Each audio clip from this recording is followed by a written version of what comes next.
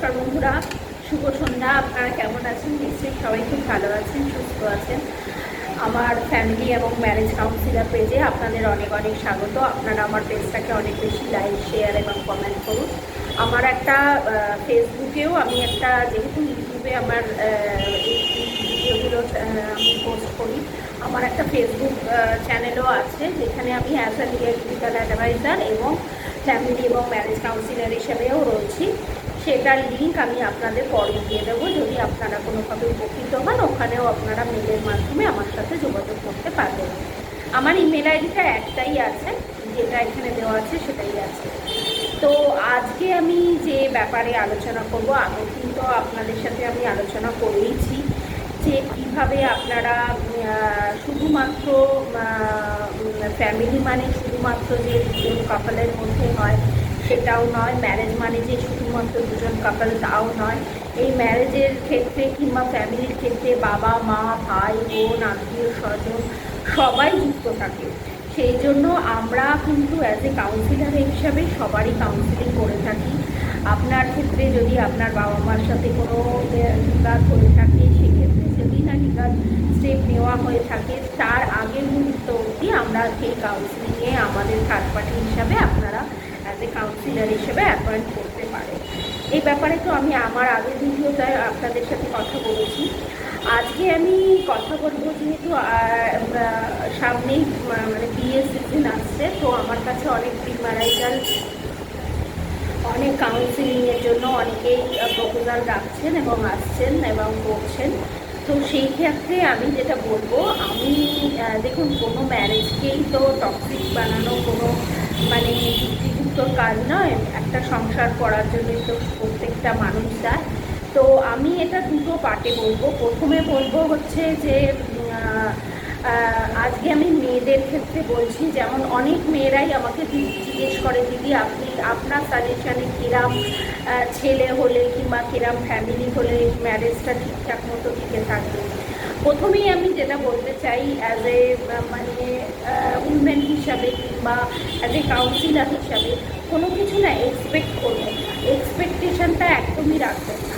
এটা শুনতে যতটাই খারাপ লাগছে, কিন্তু বুঝতে হয়তো আপনার ততটা খারাপ লাগবে না।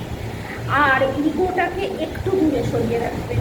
হ্যাঁ, প্রথমেই একেবারে বিশাল একটা চাহিদা আপনার পার্টনারের থেকে আপনি এক্সপেক্ট করবেন না, কিংবা এটা আমি মেয়েদের ক্ষেত্রে বলছি। কিংবা আপনি এক্সপেক্টও করবেন না যে যেখানে আপনি যাচ্ছেন সেখানে একটা মারাত্মক আপনাকে মাথায় করে রাখার মতো একটা পরিবেশ সৃষ্টি হবে। হয়তো সাময়িকভাবে হবে, কিন্তু ভবিষ্যতে গিয়ে দেখবেন সেটাও অনেক পরিবর্তন হচ্ছে। তো সেক্ষেত্রে আমি বলবো, কোনো এক্সপেকটেশান রাখবেন না, কারোর থেকেই রাখবেন না। আপনার পার্টনারের থেকেও রাখবেন না, আপনার ফ্যামিলি মেম্বারদের থেকেও রাখবেন না। যখনই একটা মেয়ের বিয়ে হয়ে যায়, তারপরে কিন্তু তার দুটো দিকেই কিন্তু ফ্যামিলির লোকদের মধ্যে অনেক চেঞ্জেস চলে আসে। কিছু বাবা মা ভীষণ প্রোটেক্টিভ হয়, তারা চায় যে তার মেয়ে যেখানে গেছে সেখানে তাদের প্রচুর পরিমাণে ইন্টারফেয়ারেন্স হোক, কিংবা তার মেয়ে যাতে, সেটা বাবা মার একটা নেচারের মধ্যে থাকে। আর ম্যাক্সিমাম এখন ছেলেমেয়েরা যেহেতু একটা দুটো তিনটে যাই হোক, বাবা মাদের একটা ইন্টারফেয়ারেন্স থেকে যায়, যেটা আমি আগের ভিডিওগুলো বলেছি। সেক্ষেত্রেও একটা পারিবারিক গণ্ডগোল হতে পারে। এক্ষেত্রে কিন্তু আপনাকে একটা সিদ্ধান্তে আসতে হবে, কিংবা আপনাকেই কিন্তু দুটো পরিবারের মধ্যে অ্যাজ আ মিডিলম্যান হিসেবে কাজ করতে হবে। আপনাকে যখন একটা মেয়ে, এখনকার দিনে তো আর 18 বছরে বিয়ে হয় না আগের মতন, মোটামুটি একটা ম্যাচিওর স্টেজেই মানুষের মানে মেয়েদের বিয়ে হচ্ছে। সুতরাং আপনার সেই ম্যাচুরিটিটা যতক্ষণ না ডেভেলপ করবে, প্লিজ আপনাদের বলবো, বিয়ে নামক কোনো রকম ইনস্টিটিউশনের সাথে আপনারা জড়িত হবেন না। কেন কি, শুধু শুধু নিজেদের লাইফকে স্পয়েল করে কিংবা টক্সিক করে কোনো লাভ নেই। সেই জন্য আমি বলবো, যতক্ষণ না মেন্টালি প্রিপেয়ার হচ্ছেন এবং ম্যাচিওর হচ্ছেন, ততক্ষণ বিবাহ এই ইনস্টিটিউশনটার মধ্যে ঢোকা মানে কিন্তু অনেক দায়িত্ব, অনেক কর্তব্য, অনেক কিছু একসাথে আপনার মাথায় চলে আসবে, যেগুলোকে আপনি ছেড়েও দিতে পারবেন না বা করতেও পারবেন না। এবং যেহেতু সব মেয়েরাই এখন ওয়ার্কিং, সুতরাং একটা আত্মসম্মান এবং একটা নিজস্ব কাজের জায়গায় ঠিকমতো কাজ করে ওঠা, একটা মেন্টাল প্রেশার, সব কিছু নিয়েই মেয়েদের চলতে হয়।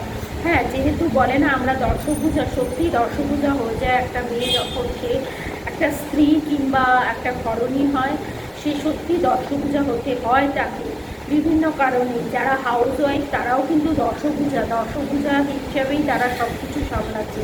শুধু যে ওয়ার্কিং উইমেনরাই দর্শভূজা সেটা নয়, যারা হাউস ওয়াইফ হিসাবে সমস্ত কিছু সামলে পরিবারের রক্ষণাবেক্ষণ করছেন তারাও কিন্তু দর্শভূজা। সুতরাং আমি সমস্ত মেয়েদের বলবো, যারাই ম্যারেজ নামক ইনস্টিটিউশনে নিজেদের মানে নিজেরা যাচ্ছেন অ্যাজ এ ম্যারেজ হিসাবে, মানে নিজেদের নাম নথিভুক্ত করছেন ম্যারেজ হিসাবে, তো সেক্ষেত্রে আপনারা মেন্টালি ভীষণভাবে প্রিপেয়ার হয়ে যাবেন।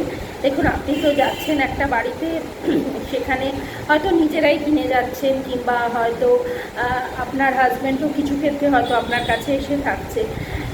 ব্যাপারটা হচ্ছে কিন্তু পুরোটা কিন্তু নিজের মধ্যে, এটা মনে রাখবেন সবসময় কথাটা। এবার যে ক্ষেত্রে বলেছেন যে দিদি আমরা কিরম ছেলে দেখে আমরা যাব কিংবা কীরকম ফ্যামিলি দেখে আমরা বুঝবো যে আমরা ঠিকঠাক মতো থাকবো, এটার না কোনো ডেফিনেশন হয় না। আমার কাছে অনেকেই জিজ্ঞেস করেছে যে আইডিয়াল মানে স্বামী কিংবা আইডিয়াল স্ত্রী বলে কিন্তু কিচ্ছু হয় না। একটা মানুষ আর একটা মানুষের সাথে থাকতে থাকতে কিছু ভালো, কিছু মন্দ, কিছু খারাপ, সব কিছু নিয়েই অ্যাকসেপ্টেন্স। তো সেখানে কিন্তু কোনো রকম এরকম আইডিয়াল কোনো ডেফিনেশন হয় না, ঠিক আছে? ডেফিনেশন যেমন অনেক কিছুর হয় না, সেরকম ডেফিনেশন কিন্তু কোনো আইডিয়াল স্বামী কিংবা আইডিয়াল স্ত্রীর ক্ষেত্রেও হয় না। আশা করি আমি কিছুটা হলেও আপনাদের বোঝাতে পেরেছি। আর সবচেয়ে বড় কথা, মানুষকে না জেনে শুনে হট করে ভুল বুঝবেন না। ভুল বোঝা থেকে অনেক কিছু হয়, হ্যাঁ, যার কারণে মানে পুরো ফ্যামিলিতেই এই এফেক্টটা পড়ে। এটা আমি তাদের জন্য সাজেশন করছি যারা মানে বিবাহিত হতে চলেছেন এবং তাদের মধ্যে মিনিমাম একটা ম্যাচুরিটি না এলে তাদের গার্জেনদেরও আমি সাজেস্ট করব যে আপনাদের ছেলে মেয়েদের শুধু বিয়ে দেওয়ার জন্য দেবেন না। কেন এক্ষেত্রে দুটো জীবনের এখানে ব্যাপার না, এখানে কিন্তু অনেক জীবন জড়িয়ে আছে একটা বিয়ে নামক ইনস্টিটিউশনে। তো সুতরাং এই আজকে আমার সাজেশন ছিল। আশা করি আপনারা উপকৃত হবেন, ভালো লাগবে আপনাদের। নমস্কার, ধন্যবাদ, ভালো থাকবেন।